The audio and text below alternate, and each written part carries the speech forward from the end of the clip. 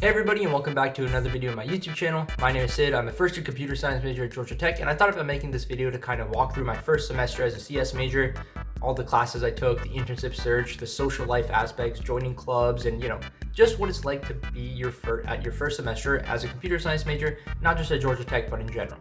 So without further ado, let's get straight into it by talking about the first classes that I took and how they went and what you should expect.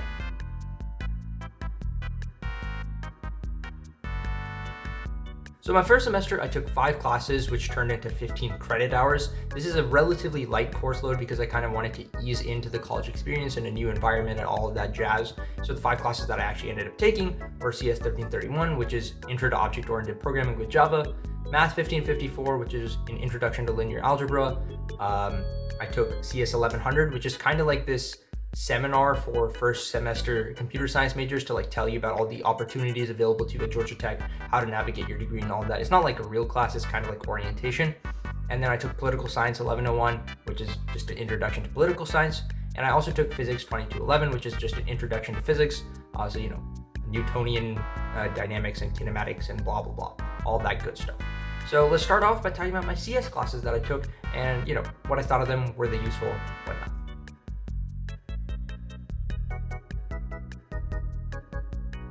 So CS 1331 is a pretty standard Java course that I'm pretty sure you could find at almost any university. You start off by just talking about the basics of Java as a language, then you get into the specifics of object-oriented programming, encapsulation, polymorphism, inheritance, all of that cool stuff. And then you, at the end, talk about JavaFX and building GUIs with Java. And nobody really likes JavaFX as far as I'm aware. Everybody that took that class that I know was like, dang, JavaFX? Not very fun. I did a little bit of JavaFX in 11th grade, so I kind of remember some things, but it still wasn't a very fun experience. Props to everybody that's a JavaFX developer, because it's not very good. But other than that, it was a pretty good class. You learned the basics of Java, you learned object-oriented programming. The teaching was pretty nice, the homework assignments weren't too bad, the exams also weren't too bad. I think the class had pretty high averages for all the exams, high 80s. So it was pretty good experience, great intro class. Not much you can really expect from an intro class. You're not going to go very into detail, but it was a good intro class, great for what it was meant for. To rate it, I'd give it 4 out of 5 yellow jackets.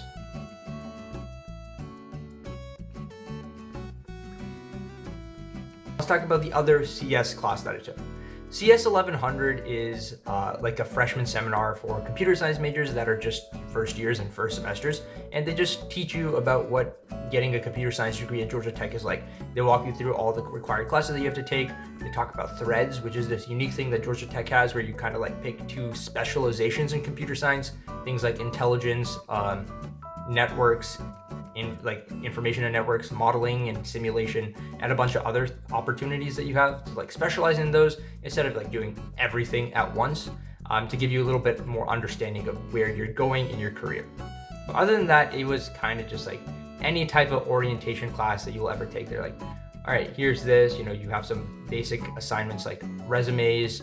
We had to do a career reflection and watch videos about different careers that you could get with a computer science degree. But it was a pretty chill class. You show up once a week, you do the assignments, you get your grade. It's a pass-fail class, and it's really just there so that you know what you're doing as a student at Georgia Tech. If I had to rate it, I give it a 3 out of 5 yellow jackets because it was all right, but it wasn't very entertaining. No offense to the instructor, but there's nothing that you could really do with the class, right? It's just giving information to students.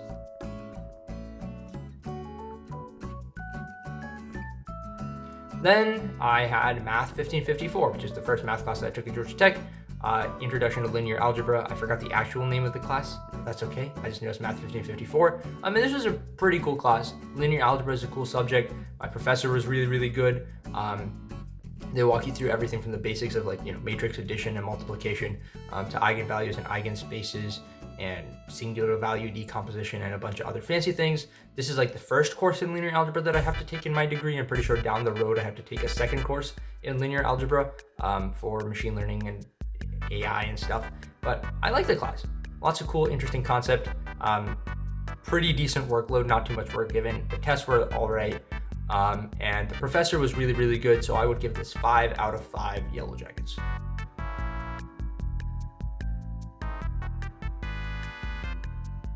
Moving on to Physics 2211. This class was all right. the lectures were okay. They weren't super engaging, but the class was like delivered fully virtually, which is just the teacher did the best that they could in the circumstances with a fully virtual lecture. It just wasn't very engaging, so it was hard to kind of like understand all of the material. The tests were all right. There also wasn't a lot of homework, and the labs were pretty easy, so that was nice. But the experience overall wasn't great. I would give it a 2 out of 5 Yellow Jackets. Sorry, physics, just not for me.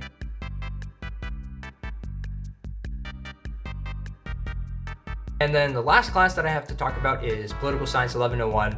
This is one of the things that I had to take to account for my social sciences requirements. It was a pretty interesting class, actually. We did a lot of readings, not many readings to be honest. Like the readings were pretty brief, but we learned a lot about the workings of the U.S. government structure, from all the way from the federal government to state and local and native governments. And that was really cool. We had an interesting project that we had to do where we had to research about a particular policy issue, make a poster, present it at the end of the semester. And that was pretty fun. It also was, not a lot of work, which was really nice considering that to balance quite a lot of work from other classes and extracurricular activities. But really good class. I give it 5 out of 5 Yellow Jackets. If you're at Georgia Tech and you need a social science class, take Political Science 1101. It's great.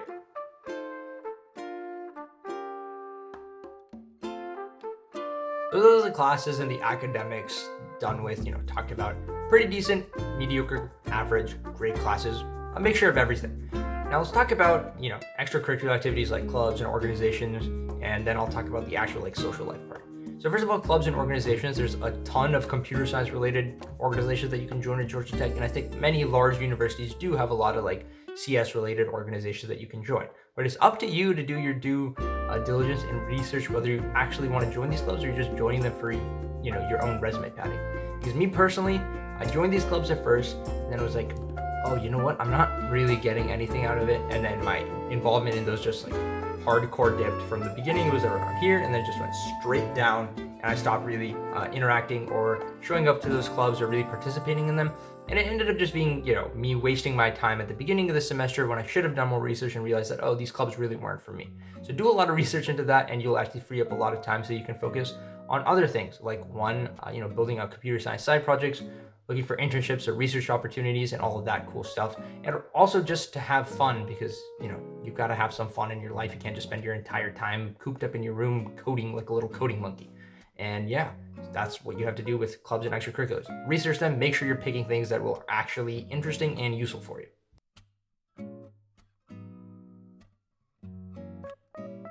In terms of the social life and actually managing your time, this isn't actually too hard, at least with the course load that I was taking. I managed to get all my homework done pretty early throughout the week, get my homework done as soon as I got it, and be ahead on it for quite a while. And then when exams came out, of course, when exams were coming up, of course I had to study. That's the interesting about Georgia Tech. And I don't know if this is common across all colleges, but they like to call each one of their exams for class midterms. So for linear algebra, I had 3 midterms, which if you think about it, doesn't really make any sense, because 3 midterms, there should only be 1. But anyways, there's a lot of exams, and you'll have to study for those. But besides that, you do have a lot of time to spare. Just hang with your friends, go to Tech Square, eat some food, or just in general, just chill out, just talk to them. You do have a lot of time, and the best way to actually manage your time is to make sure that you show up to class. Because if you don't show up to class, then you're gonna have to watch the lecture videos or read the textbook at some other point, and then that's just gonna encroach on your time, and then it'll be harder for you to do your homework. And then because it's hard for you to do your homework, you'll have less time to hang out with your friends. So just show up to class, and if you show up to class, you'll understand the material better, do your homework quicker, and then boom, you have a ton of free time. And another note, if you're taking an 8 a.m., my computer science class, Computer Science 1331, was at 8:25. At the beginning of the semester, I used to show up to it in person every time. And then she announced that she was going to have a virtual meeting set up. I was like, you know what? I'm going to take advantage of this, get more sleep, and just show up to the virtual meeting. So that's what I did. And that's not exactly the best habit. You should probably try and show up to your classes in person if that's an option, because I think it's a lot easier to retain information. But just make sure that you're showing up to class in one form or another. That's really the best tip that you can get. Because once you do stop showing up to class, that's going to be a pretty bad sign, because if you don't show up to a class once, then it's more likely that you're not going to show up to it a second time. And if you haven't showed up to it 2 times in a row, you are not going back to that class. I can guarantee it. I saw some of my friends do it and they missed a class for a very, very long time. Not that it really affected them, but show up to class, kids.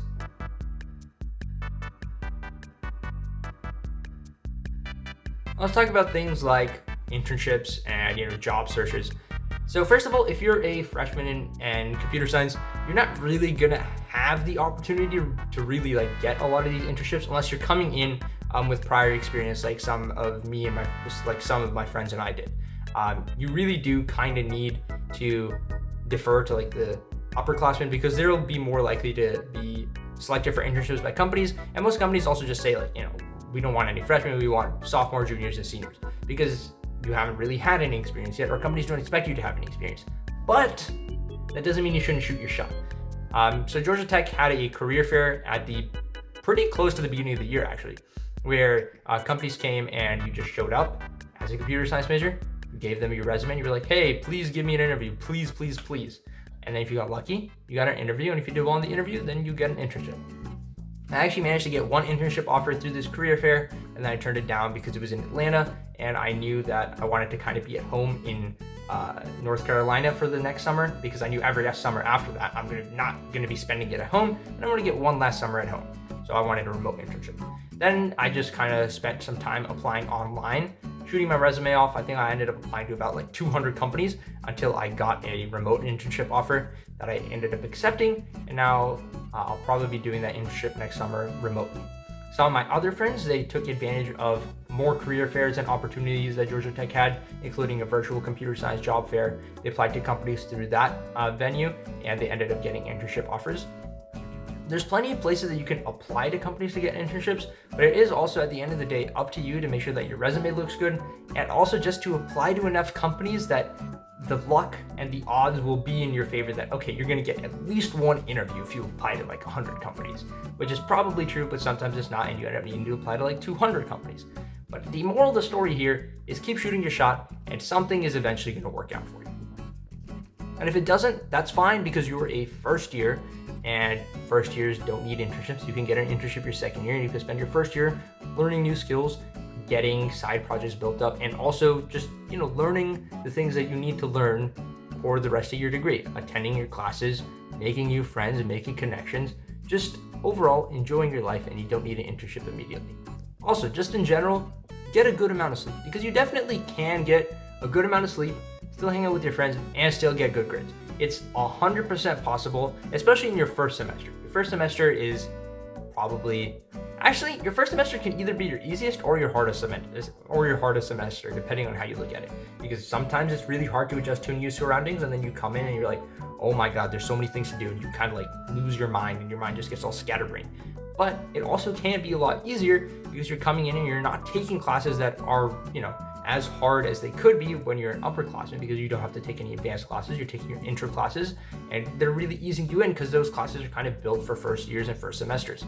So it depends on how you look at it, but you can get a lot of sleep, and you should get a lot of sleep, because that's the best way to be happy and actually just have a fulfilling life, is get enough sleep so that you're not tired. And if you're not tired, you're not irritable. And if you're not irritable, everybody around you will appreciate your presence a lot more.